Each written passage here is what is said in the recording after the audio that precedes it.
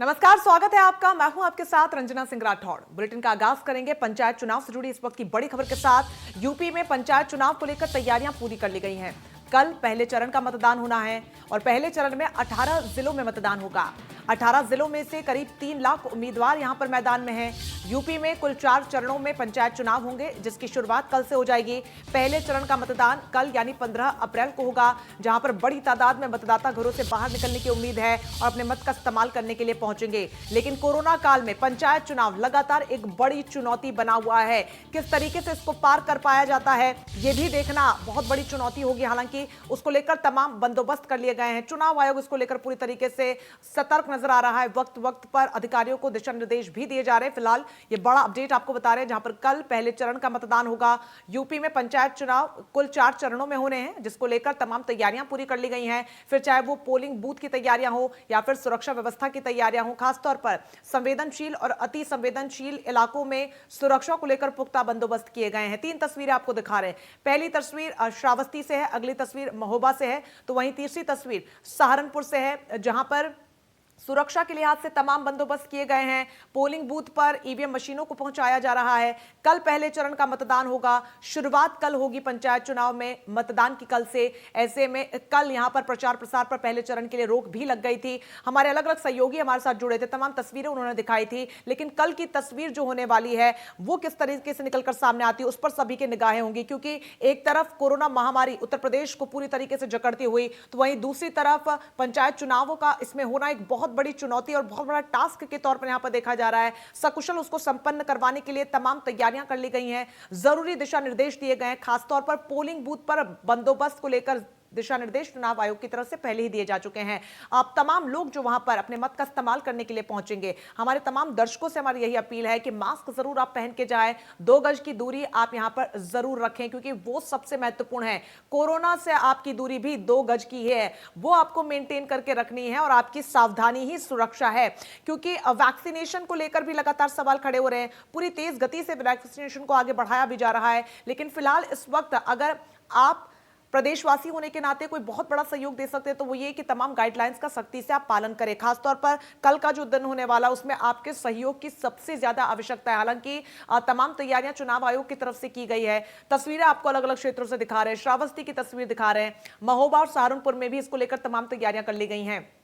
तो कल जब पहले चरण का मतदान होगा, आपको बता दें 18 जिलों में यह मतदान हो रहा है। 3 लाख उम्मीदवार मैदान में हैं और सभी ने पूरी ताकत इसमें झोंक दी थी। हालांकि जीत की दहलीज कौन पार करता है यह आने वाला समय बताएगा। लेकिन फिलहाल कल का दिन बेहद महत्वपूर्ण होने वाला है, जहां पर पंचायत चुनावों को लेकर तमाम तैयारियां भी पूरी कर ली गई हैं। कल पहले चरण का मतदान होना है। हालांकि अब जिस तरीके से कोरोना की चपेट में तमाम दिग्गज भी आ रहे हैं, अब लगातार चिंताएं यहां से बढ़ती हुई नजर आ रही है। अखिलेश यादव सबसे पहले कोरोना पॉजिटिव हुए, ट्वीट कर उन्होंने जानकारी दी। उसके बाद प्रदेश के मुख्यमंत्री योगी आदित्यनाथ भी कोरोना संक्रमित है। कल ही उन्होंने अपने आप को आइसोलेट कर लिया था। हल्के लक्षण दिखने के बाद जब उन्होंने टेस्ट करवाई तो उनकी रिपोर्ट भी पॉजिटिव आई, जिसकी जानकारी खुद उन्होंने ट्वीट करके दी। तो ऐसे में आम जनता किस तरीके से कोरोना से खुद का बचाव करे, लगातार उसको लेकर लोग परेशान हैं। ऐसे में आपकी सावधानी सबसे बड़ा सुरक्षा कवच है आपके आसपास। आप तमाम सावधानियों को बरते, जो गाइडलाइंस राज्य सरकार की तरफ से दी गई है उसका पालन करें। और नाइट कर्फ्यू जो लगाया गया है उसमें घरों से बाहर ना निकले। अगर बहुत ज्यादा जरूरत ना हो तो घरों पर ही ठहरें, क्योंकि जो फ्रंट लाइन वर्कर्स हैं वो घरों से बाहर निकलते हैं, उनकी सुरक्षा भी आपके हाथ में है। ऐसे में लॉकडाउन को लेकर भी लगातार कयास लगाए जा रहे हैं, लेकिन आपकी सावधानी बहुत ज्यादा महत्वपूर्ण है। तमाम गाइडलाइंस का अगर पालन करेंगे तो लॉकडाउन की आवश्यकता नहीं पड़ेगी। लेकिन जिस तरीके के हालात बन गए हैं, एक बार फिर से पुराने जख्म ताजा होते हुए से नजर आ रहे हैं। फिलहाल इन सब के बीच पंचायत चुनाव को लेकर त्रिस्तरीय पंचायत चुनाव ये जो हो रहे हैं उसकी तैयारियां पूरी कर ली गई हैं। तस्वीरों के जरिए भी हम आपको समझाने की कोशिश कर रहे हैं कि किस तरीके से ग्राउंड जीरो पर तैयारियां तेजी से चल रही हैं। फिलहाल ये तैयारियां कल के मतदान को लेकर पूरी कर ली गई हैं। पहले चरण में 18 जिलों में मतदान होगा। 3 तस्वीरें आपको दिखा रहे हैं। पहली तस्वीर श्रावस्ती से है, तो वहीं महोबा और सहारनपुर में तस्वीरें आपको तैयारियों के दौरान की दिखा रहे हैं।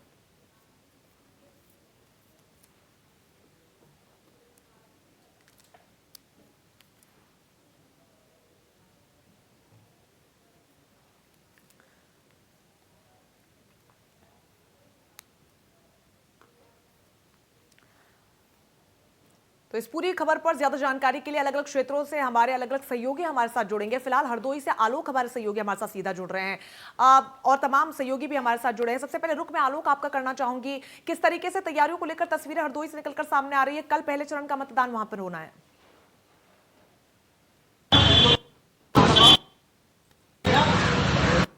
बता दें, बड़ा ही दुर्भाग्यशाली समय चल रहा है इस वक्त। कोरोना अपने पीक पे है। हरदोई में 600 मरीज निकल चुके हैं पॉजिटिव। आपको ये भी बता दें कि जिस तरीके से आज जो पोलिंग पार्टीज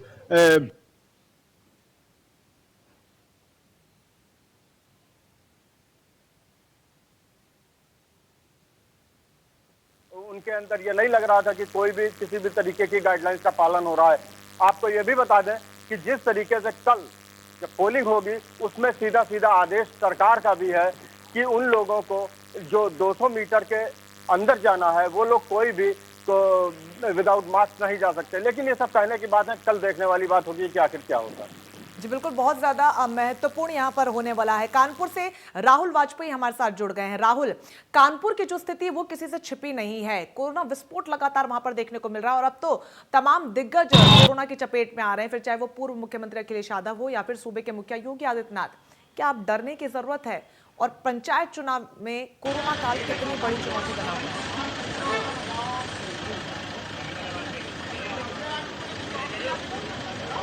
जी रंजना, निश्चित तौर पे ये बिल्कुल सही बात है, क्योंकि कहीं ना कहीं जिस तरीके से पंचायत चुनाव इस कोरोना काल में है, कहीं ना कहीं सरकारों को पहले ही ध्यान रखना चाहिए।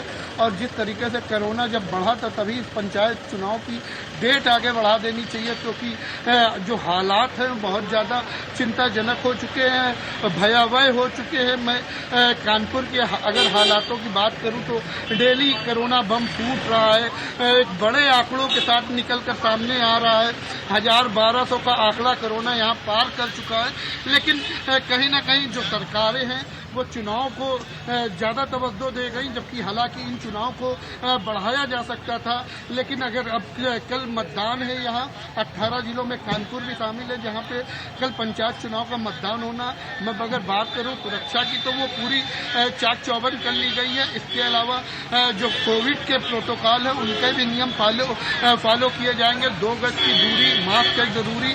जितने भी पंचायत ब्लॉक है, कानपुर में 10 ब्लॉक है, करीब 10 ब्लॉक, एक गांव में 60 गांव आते हैं। तो ये जो भी वोटर हैं जिस तरीके से निकलेंगे, तो जो वहाँ पुलिस के अधिकारी हैं ड्यूटी पे रहेंगे वो, इसके अलावा जो जिला प्रशासन की टीमें हैं वो उनको बताएगी किस तरीके से आपको सोशल डिस्टेंसिंग का पालन करना है। लेकिन कहीं ना कहीं पंचायत चुनाव है, लोग मानते नहीं है, क्योंकि चुनाव 4 उसमें होना है। जिला पंचायत सदस्य का होना, क्षेत्र पंचायत सदस्य का होना, बीडीसी का होना, ग्राम प्रधान का होना।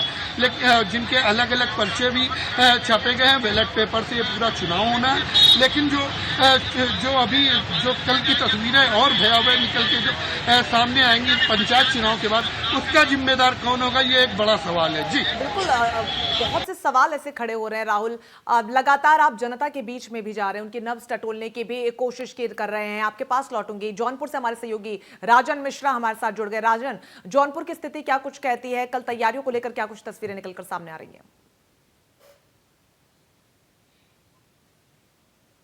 जी रंजना, तैयारियों की अगर हम बात करें तो सारी पोलिंग पार्टियों को रवाना कर दिया है। साथ ही जो प्रशासन है उसकी तरफ से अलर्ट कर दिया गया है कि जो भी मतदान कर्मी हैं वो जो है किसी भी प्रत्याशी के घर पे ना तो रुकेंगे, ना तो किसी कोई अवगत कराएंगे, ना तो किसी के घर पानी पियेंगे। तो निष्पक्ष चुनाव कराना, इसको लेके सीधा जो है निर्देश जारी कर दिया गया। साथ ही कोरोना काल चल रहा है, कोविड को लेकर काफी चुनौतियां लोगों के सामने है। जौनपुर में भी केसेस काफी तादाद में बढ़ रहे हैं, तो इसको लेकर भी प्रशासन ने जो है लगातार थानों पे गए हैं, ब्लॉकों में गए हैं, डीएम और एसपी खुद जाके लोगों से अपील किए हैं कि कोविड-19 के गाइडलाइनों का पालन करेंगे। मतदान के दिन भी लोग पालन करेंगे। और बूथों की अगर हम बात करें तो जो मतदान स्थल जो बनाए गए हैं बूथ पे, वहां पे जो है 2 गज दूरी का कहा गया है कि 2 गज दूरी रखी जाएगी। साथ ही थर्मल टेस्ट किया जाएगा। जिनका अगर कोई भी टेम्परेचर जिनका ज्यादा दिखता है, जिनके मतलब कुछ लक्षण तो उनको पहले बैठाया जाएगा, थोड़ी देर बाद उनका फिर थर्मल टेस्ट किया जाएगा। अगर टेम्परेचर ज्यादा है तो फिर पीपीई किट पहना के जो उसके बाद उनसे जो है मतदान करवाया जाएगा। साथ ही वहां पे सैनिटाइजर की व्यवस्था है, जो लोग पहुंचेंगे उनके हाथ सैनिटाइज कराए जाएंगे और बिना मास्क के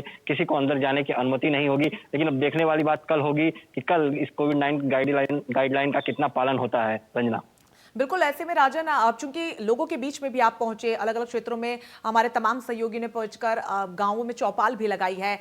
खासतौर पर लोगों का जहन में क्या कुछ इस वक्त चल रहा है? क्या लगता है उनको कि अब चुनाव जो हो रहे हैं वो सही है, और अगर वो घर से बाहर निकलेंगे तो क्या कुछ सोच के मतदान देने के लिए निकलेंगे? देखिए, लोग मतदान करने के लिए जाहिर बात है कि घरों से बाहर अपने निकलेंगे। लोगों ने मन बना रखा है कि वो मतदान करेंगे। साथ ही अधिकांश लोग जागरूक भी हैं और कोविड-19 गाइडलाइनों का पालन करने की बात भी हमसे करें। जब हमने चौपाल लगाया तो लोग मास्क लगाए हुए हमको गाँव में मिले और लोगों ने ये कहा कि अब तो सरकार जो है चुनाव करा ही रही है, तो हमें अपनी सतर्कता रखते हुए जो है वोटिंग करने जाना होगा और वोटिंग करने जाएंगे, और जो कोविड-19 गाइडलाइन है उसका पालन करते हुए जो है दूरी बना के रखेंगे, उसके साथ जो है वोटिंग करेंगे। लेकिन कल देखा जाएगा कि किस तरह से लोग गाइडलाइन का पालन करते हैं और प्रशासन कितनी सख्ती करता है कोविड-19 के गाइडलाइनों को लेकर। संजना जी बिल्कुल राजन, जितने पिछले चुनाव हुए हैं कोरोना काल में, हमने तस्वीर जहां पर देखी है जिस तरीके से कोरोना पॉजिटिव तमाम जो मरीज हैं उनको लेकर भी अलग से 1 घंटा रखा जाता था। क्या इस बार भी कोई ऐसी व्यवस्था देखने को मिलेगी मतदान प्रक्रिया के दौरान? जी, जैसा कि यहाँ पे प्रशासन ने जौनपुर में जो व्यवस्था करके रखी है, सीधे तौर पे थर्मल टेस्ट किया जाएगा। जिनके थर्मल टेस्ट में जिनके भी टेम्परेचर हाई मिलेंगे या जिनके अंदर कोई लक्षण मिलते हैं उनको अलग से एक कमरे में बैठाया जाएगा। उसके बाद जो है उनका टेम्परेचर कुछ देर बाद फिर जो है जांच किया जाएगा कि क्या कम हुआ है या वैसे ही हाई है, क्योंकि गर्मी का मौसम है, धूप में भी लोग आएंगे तो जाहिर सी बात है कि टेम्परेचर थोड़ा हाई हो सकता है। तो उसके बाद टेस्ट फिर से एक बार किया जाएगा।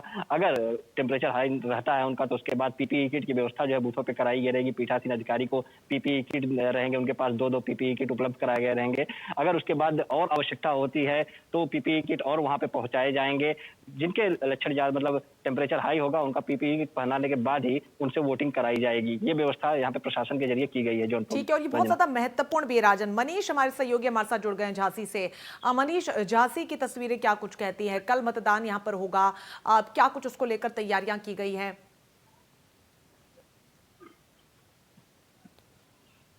जी बिल्कुल, मतदान की जो प्रक्रिया है वो पूरी कर ली गई है, और खासतौर पर जो यहाँ से पोलिंग पार्टियां हैं पार्टियों को रवाना कर दिया गया है। अपने अपने जो भी उनको बूथ मिला है उन बूथों तक वो पोलिंग पार्टियां पहुंच गई हैं खासतौर पर। और कुल मिला के 753 जो है मतदान केंद्र बनाए गए हैं पूरी झांसी में, जहां पर तकरीबन 9 लाख जो मतदाता हैं अपने वोट का कल इस्तेमाल करेंगे। खासतौर पर 40 लाख जो है प्रशासन ने जो मतपत्र मंगाए हैं, जो कि कल जो मतपत्र पेटियों में डाले जाएंगे, और जो ये प्रत्याशी जो खड़े हुए हैं यहाँ पर, और उन सारे प्रत्याशियों की किस्मत कल जो मतपेटी हैं उनमें अब कैद हो जाएगी। जी बिल्कुल, और ये जबरदस्त कांटे की टक्कर भी देखने को मिलेगी। राहुल, आपके पास लौटना चाहूंगे। एक तरफ तो नाइट कर्फ्यू लगाया गया हाल ही में प्रदेश के कई जिलों में, और उसको लेकर भी लगातार चुनौती देखने को मिल रही है। लोग नहीं मान रहे हैं, घरों से बाहर निकल रहे हैं, बड़ी तादाद में पुलिसकर्मी उनको समझाने की भी कोशिश कर रहे हैं। अब दूसरी तरफ कल जब मतदान होगा तो पुलिस और प्रशासन के लिए डबल चुनौती होने वाला है।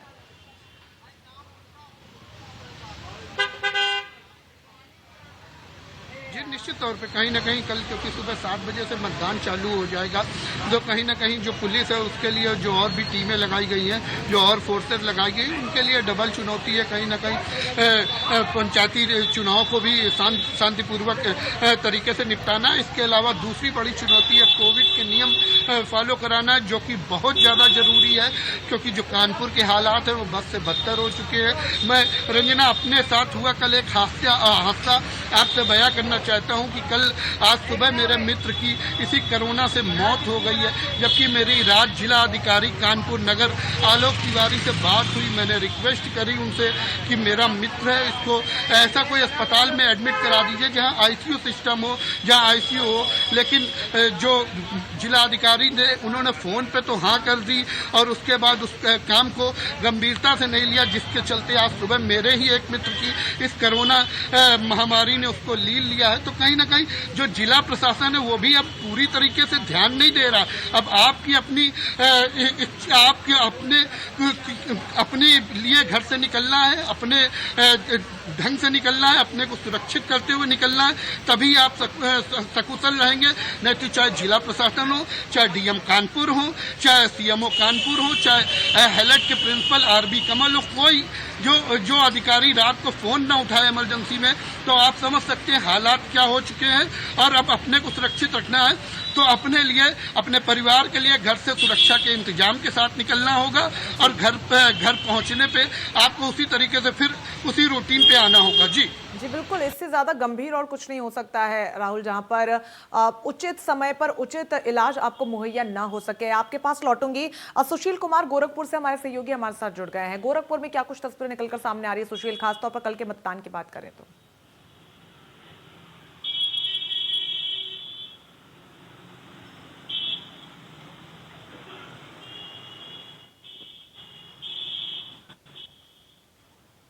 सुशील, आवाज मिल रही है आपको?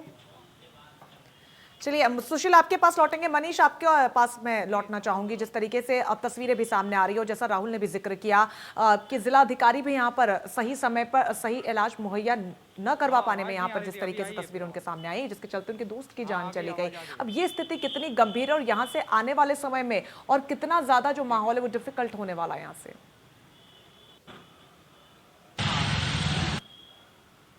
कोरोना की जो स्थिति है, हर जिले की स्थिति बड़ी खराब है। खासतौर पर झांसी की बात करें तो रोज तकरीबन 100 के ऊपर, मतलब ये कल का जो आंकड़ा है, कल शाम का आंकड़ा है, वो 400 के पार पहुंच गया है। एक दिन का आंकड़ा है जो कि सबसे बड़ा 462 का आंकड़ा है झांसी का अब तक का। तो कहीं ना कहीं जो कोरोना के केसेस हैं दिन पर दिन बढ़ते जा रहे हैं और इनको संभालना जिला प्रशासन के बस का नहीं रहा है, क्योंकि यहाँ के जो पेशेंट अस्पताल में जाते हैं उनका प्रॉपर एक इलाज नहीं हो रहा है, उनकी देखरेख करने के लिए नहीं हो रहा है। खासतौर पर जो जिस तरीके से केसेस बढ़ रहे हैं उनको संभाल पाना जिला प्रशासन की बस की बात नजर नहीं आ रही है।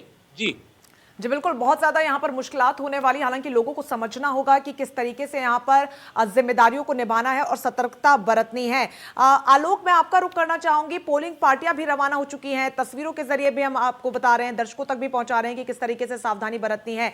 ऐसे में पोलिंग बूथ पर क्या टेस्टिंग को लेकर या फिर कोरोना की किसी प्रकार की रैपिड टेस्ट को लेकर व्यवस्था की जाएगी अगर किसी की तबियत बिगड़ती हुई वहां पर उसी समय देखी जाती है तो?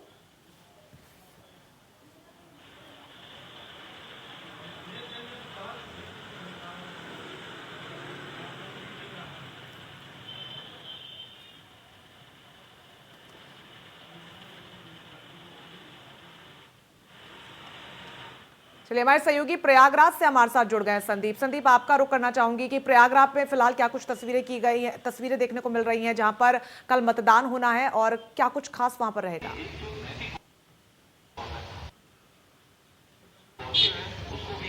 देखिए, प्रशासन की तरफ से पूरी तैयारी कर ली गई है। पहले चरण में यहाँ पर मतदान होना है कल, जो कि सुबह 7 बजे से शाम 6 बजे तक मतदान होगा। यहाँ पर तमाम जो पोलिंग पार्टियां थी उनको उनके गंतव्य पे रवाना कर दिया गया है और साथ ही सारी व्यवस्थाएं जो हैं, चाहे वो सुरक्षा व्यवस्था हो या फिर पोलिंग पार्टियों की ट्रेनिंग की व्यवस्था हो, वो सारी चीजें सही तरीके से करवा के उनको रवाना कर दिया गया है। अगर हम कोविड-19 की बात करें तो सभी जितने भी मतदान केंद्र बनाए गए हैं वहां पर मतदाताओं के लिए सैनिटाइजेशन की व्यवस्था की गई। सैनिटाइजर रहेगा, वो सैनिटाइजेशन करेंगे और बिना मास्क के किसी को अंदर जाने की इजाजत नहीं होगी। तो वहीं साथ ही जो मतदाता माफ करिए, जो मतदान करवाने वाले मतदान कर्मी होंगे उनको भी अनिवार्य है कि बिना मास्क बिना सैनिटाइजेशन के वो कोई भी मतदान केंद्र पर नहीं जाएंगे और सबको अपने पास सैनिटाइजेशन के लिए सैनिटाइजर और मास्क रखना अनिवार्य होगा।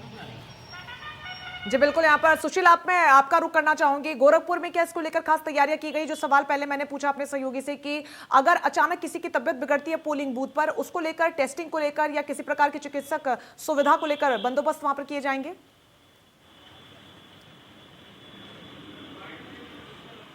देखिए, ऐसी कोई खास व्यवस्था मुकम्मल नहीं किए गए हैं मतदान केंद्रों पर, लेकिन ये ज़रूर है कि जो है स्वास्थ्य विभाग अलर्ट पे है और जैसे ही कंट्रोल रूम से जानकारी मिलेगी, जितने भी जहां भी बूथ हैं, जिस भी जगह से अगर कंट्रोल रूम पे जानकारी मिलती है वहां पे स्वास्थ्य महकमा तत्काल पहुंचेगा। लेकिन इस पूरे कोविड काल को देखते हुए बाकायदे एक कोविड प्रोटोकॉल के नियम को समझाया गया है। जितने भी पीठासीन अधिकारी हैं या उनके साथ जो तमाम चुनाव करने वाले जो कर्मचारी हैं, उन सबको पहले ही बता दिया गया है कि एक सर्कल बनेगा, उस सर्कल के दौरान मतदान प्रक्रिया को कराया जाएगा और मास्क लगाना अनिवार्य होगा और सोशल डिस्टेंस का दायरा मेंटेन करना होगा। तब जाकर के मतदान बूथ के अंदर लोग एंट्री कर पाएंगे और एक एक जो मतदाता है वो वहां पे जाकर के अपने मत का प्रयोग करेगा। तो कह सकते हैं पूरी तरीके से एक हफ्ते से लेकर के जो एक प्रक्रिया थी वो चल रही थी, और जिसको लेकर के कल सुबह 7 बजे से ये मतदान की जो प्रक्रिया है वो शुरू होगी। और तकरीबन गोरखपुर में 1855 जो है के आसपास जो मतदान केंद्र बनाए गए हैं, जिसमें से 4657 बूथ बने हुए हैं, और तकरीबन 29,78,579 के आसपास जो मतदाता है वो अपने मत का प्रयोग करेंगे। और इतनी भारी संख्या में कोविड जब बढ़ रहा है तो इनको रोकना और कोविड को भी बचाना और सकुशल जो है मतदान भी संपन्न कराना एक बड़ी चुनौती है, और इस चुनौती को लेकर के जिला प्रशासन पूरी तरह से यहाँ पे तैयार नजर आ रहा है। ठीक है, आनंद हमारे सहयोगी भदोही से हमारे साथ जुड़ गए। आनंद, भदोही की क्या कुछ तस्वीरें हैं, स्थिति वहां पर क्या बनी हुई है, और कल जब मतदान होगा उसको लेकर क्या तैयारियां हैं?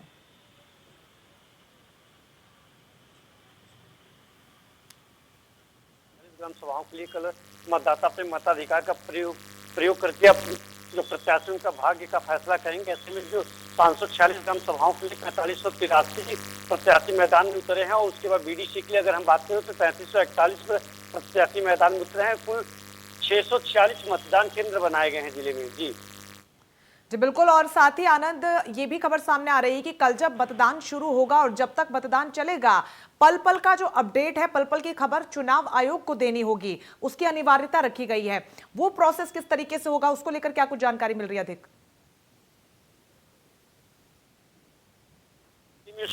77 फोन बूथ बनाए गए हैं, जिससे हर एक पल की हर एक जो बूथ है उसका जो एक जिला कलेक्ट्रेट पे वहाँ पे बनाया गया है, रूम बनाया गया, कंट्रोल रूम बनाया गया, जहाँ पे सूचना मिलेगा, सूचना वहाँ के बाद मीडिया और कर्मियों को वहाँ पे सूचना दी जाएगी। जी साथ ही आचार संहिता का कड़ाई से पालन हो, उसको लेकर भी निर्देश दिए गए हैं, उसको लेकर क्या कुछ पुख्ता इंतजाम किए गए हैं?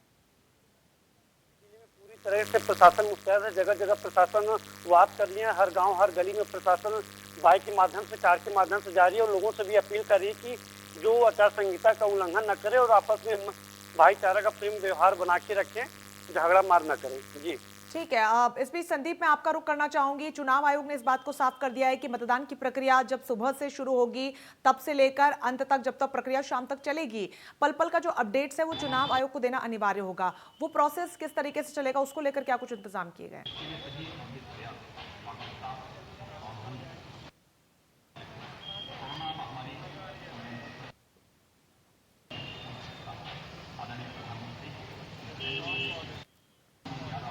चलिए, संदीप तक आवाज नहीं पहुंच पा रही है। सुशीला, यही सवाल मैं आपसे करना चाहूंगी। चुनाव आयोग ने इस बात को साफ कर दिया है कि पूरे मतदान की जो प्रक्रिया होगी सुबह से शाम तक के समय की पल पल का अपडेट्स उनको देना अनिवार्य होगा, उसको लेकर क्या कुछ बंदोबस्त किए गए? देखिए, निश्चित रूप से चुनाव आयोग ने साफ निर्देशित कर दिया था कि हर पल पल के चुनाव के अपडेट हम तक पहुंचे। इसको लेकर जिला प्रशासन ने बाकायदे वीडियो कॉन्फ्रेंसिंग के जरिए और तमाम अन्य अपने संसाधनों के जरिए एक पूरा कंट्रोल रूम बनाया है। उस कंट्रोल रूम पे पल पल की जानकारी मिलेगी, और उस कंट्रोल रूम के जरिए जो है चुनाव आयोग को इससे पूरे चुनाव की पल पल की जानकारी दी जाएगी, जिसको लेकर के पूरी तैयारी की गई थी। और हाँ जी, बिल्कुल, बहुत ज्यादा महत्वपूर्ण है कि किस तरीके से जो तमाम निर्देश दिए गए हैं उनका पालन भी हो। बहुत शुक्रिया आप तीनों का, और तमाम अन्य सहयोगी जो हमारे साथ जुड़े, आप सभी का बहुत शुक्रिया।